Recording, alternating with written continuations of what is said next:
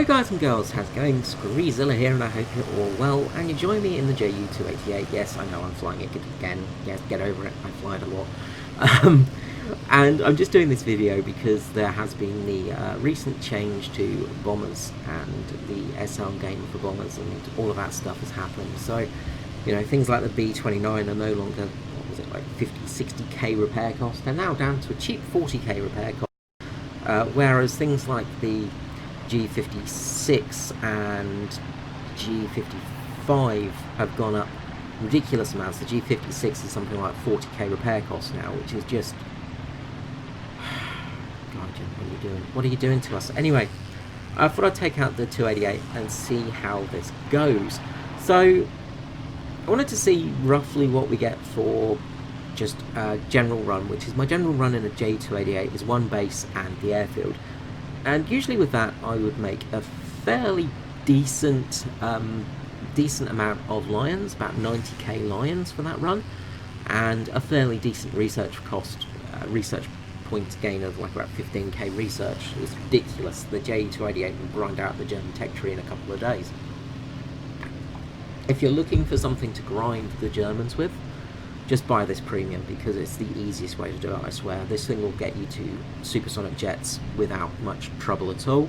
Of course, you've got to then, you know, unlock the supersonic jets, which is a bit more painful, but still possible with this thing. You know, it's crazy how good this thing is still.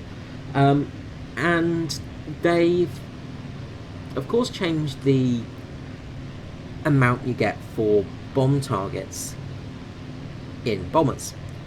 Now, this is a double-edged sword, really, because they've reduced the amount you earn, but they've also reduced your repair cost a bit. The thing is, though, it kind of works out you're getting worse now than you would have before, especially in something like a B-29, where you're still going to have like 30k repair cost, 20-30k repair cost. Anyway, but you're going to make probably about 40,000 less lions if you manage to drop on all the bases, which you're only going to do probably about 1 out of 5 games because you're fighting things that will hunt you down very quickly. The advantage that the JU288 has, mainly because it's premium, is the fact it's got a low repair cost, so 10k repair cost. It's fast, which is good, and it should be with those twin engines. It's got the same engines as the 177. Basically, same power, same engines, just a much lighter plane, of course. They are basically a sort of double engine setup, you know, because it's some superb power and stuff like that. I don't know what I was saying, superb. Sort of keep going into like a South African accent lately. Anyway, enough of me being racist to South Africans, but you're still going to get a lot of reward from the premium, of course. The problem comes when you're fighting fighters, of course, and the J288 has that covered because it's relatively fast. Now, there was the stealth nerf, which basically means you can't go over a set speed. You won't redline, you'll just fall apart in the air before you even get a warning. You might get a speed warning, but you're technically not redlined, so you're not actually at the point where you're sort of getting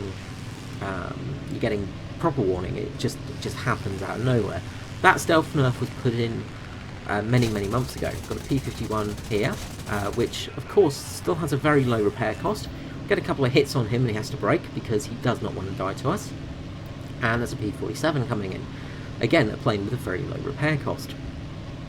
And this is something you'll notice on the Allied side, because Allied planes have still got a very low repair cost, while the Axis planes have got a ludicrous repair cost, because if you play Air RB, you'll have noticed that the Allied teams tend to suck.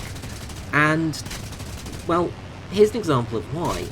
I've had 2 fighters attack me. I've had to... One's broken off because I think I blew his radiator. For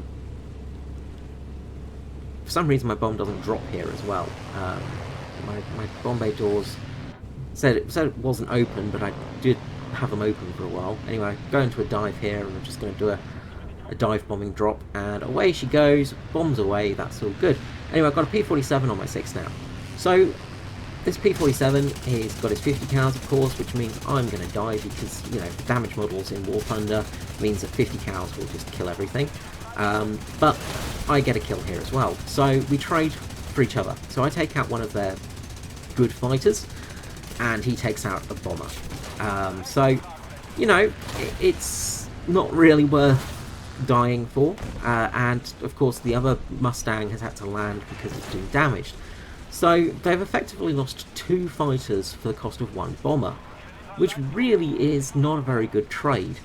And, you know, as you may have guessed, the Allied team loses.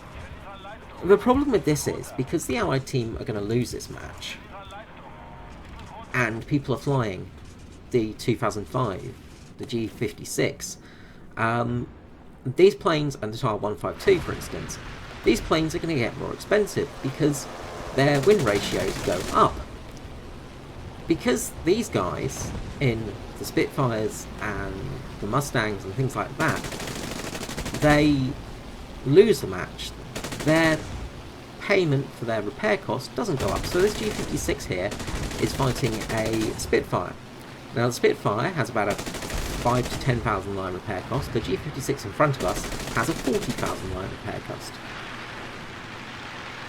which is perfectly fair and balanced. As you can see, the TAR 152 there has a 25,000 repair cost. You're starting to see the problem here, aren't you, I hope? And this is it. This is what is really effectively murdering War Thunder at the moment, is just incompetency from the devs. So let's end this video here and we'll just head back to the hangar. Okay, so match over, and our winnings for the match. Now this was a victory, of course, so that helps a lot. Now, for bonuses, they're the same, like the actual percentage amounts. I was looking back on an older video where I had 1 kill. I think I'd done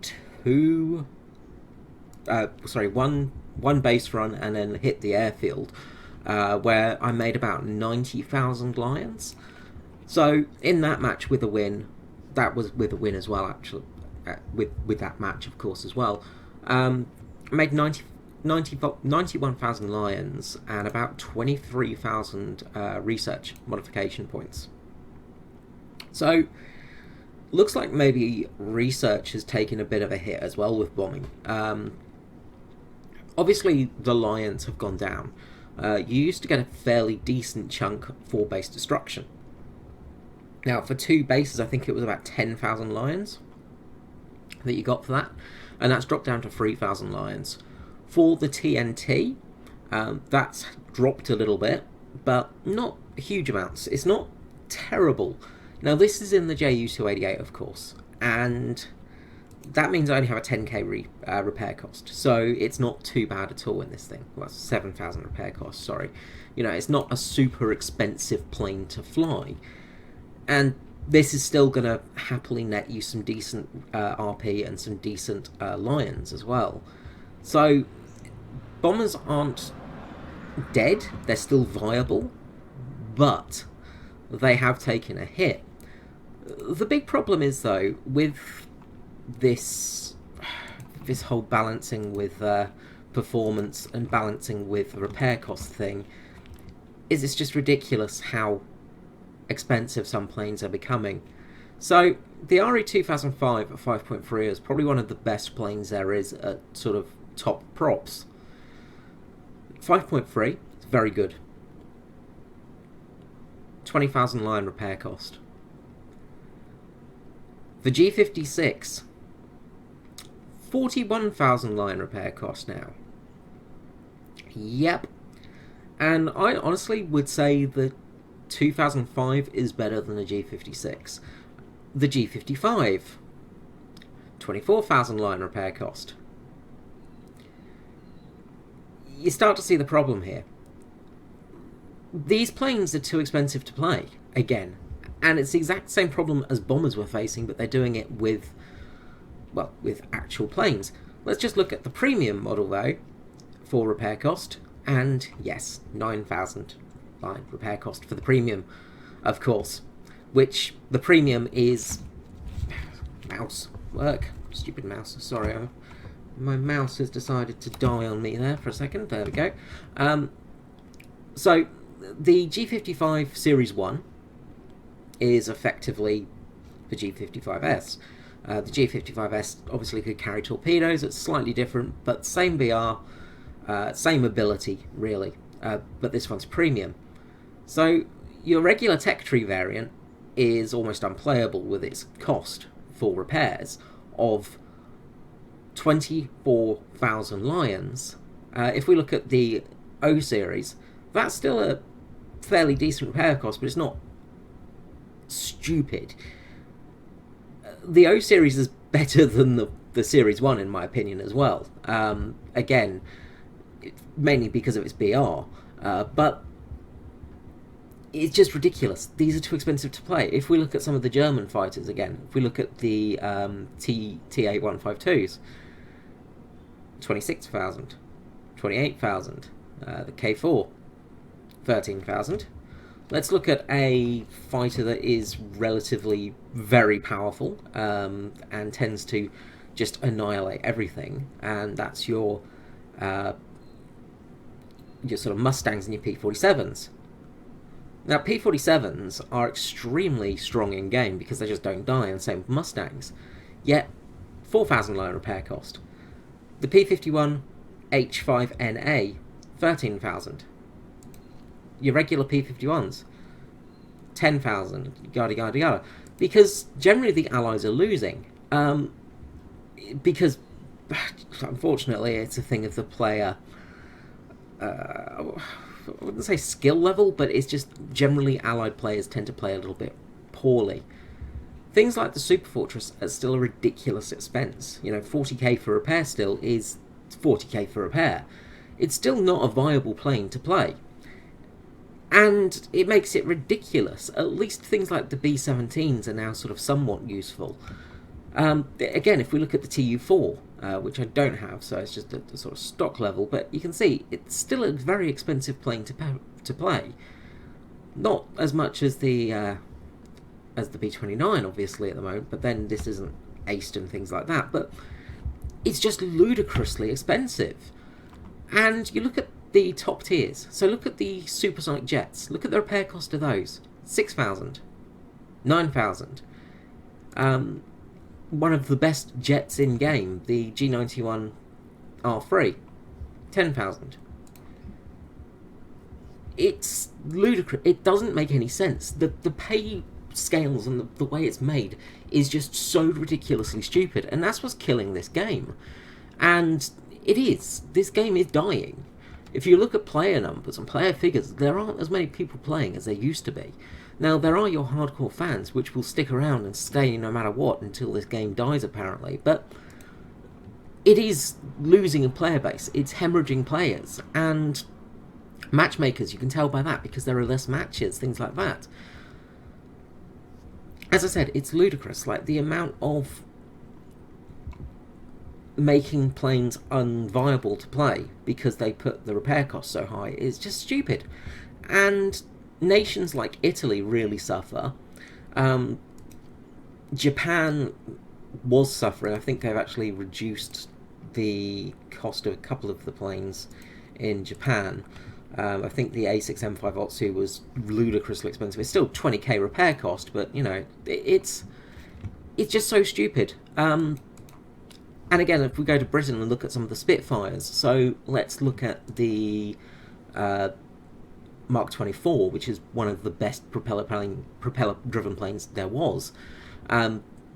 13, 15, 9.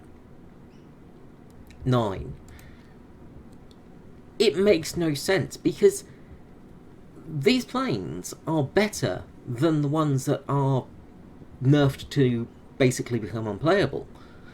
Yet they're so much cheaper, because they don't have the same win ratio, for instance, because, obviously they're not, they're flying for the Allies, and as I said, the Allied teams usually suck, because all they can do is dive on bombers and try and, score a few extra kills with them. One bonus, I guess, is Lancasters are now viable again. The Canberra, again, it's just, it doesn't make any sense. You know, why is this? Why is the repair cost so high for some planes? The Halifax, for instance, the Halifax has a ridiculously high bomb load because it can carry a ton of the 1000 general purpose bombs. So you carry £9,000 of GP bombs, which are the best bomb in the game, pretty much. These will take out a base in 3 hits. And then you have 6 £500 bombs. Now that's enough for a couple of Halifaxes to take out an entire team, an airfield.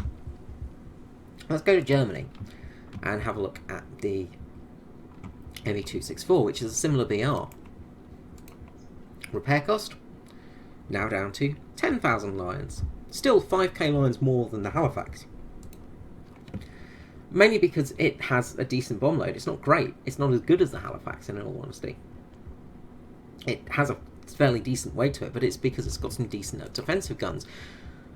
But it's just so dumb. The expense, it just does not make sense. They need to do something other than nerfing things with making them unviable to play. You know, it's... As I said, the biggest issue is it doesn't make sense a lot of the time. You know, some of these planes, they are ridiculously good. So put them up a BR. Put them up by 0.3 of a BR. Put the TAR 152 to 6.0. Yes, it's going to screw it over, but, you know, do it, because it's obviously too powerful. Do with the Italians, you know, if the G56 apparently is the best plane in game, then put it up to 6.0, instead of making it unviable to play in game. If the G55 series, put it up to 5.0. Don't make a premium variant of it, which is essentially just a copy and paste of the plane with, you know, a couple of slight differences, mainly the radiators, because they're split to carry the torpedo, but literally that's pretty much it. Why have that?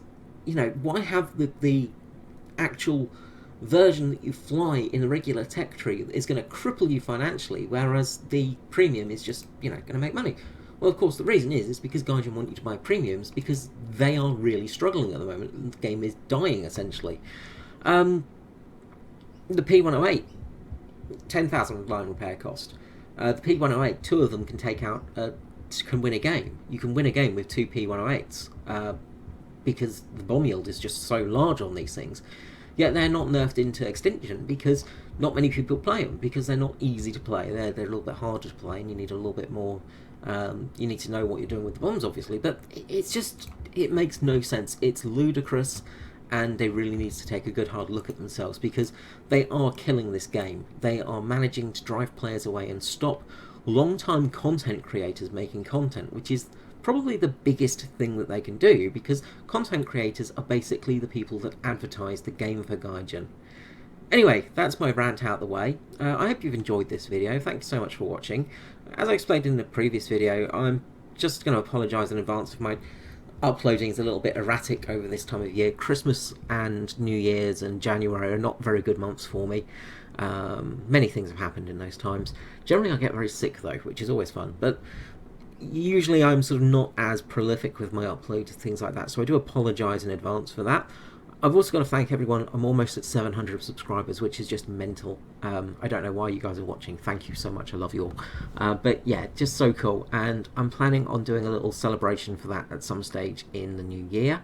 I'll be working on that special review, so that will come up shortly. But for now, this is me, Screezer, out. Bye-bye.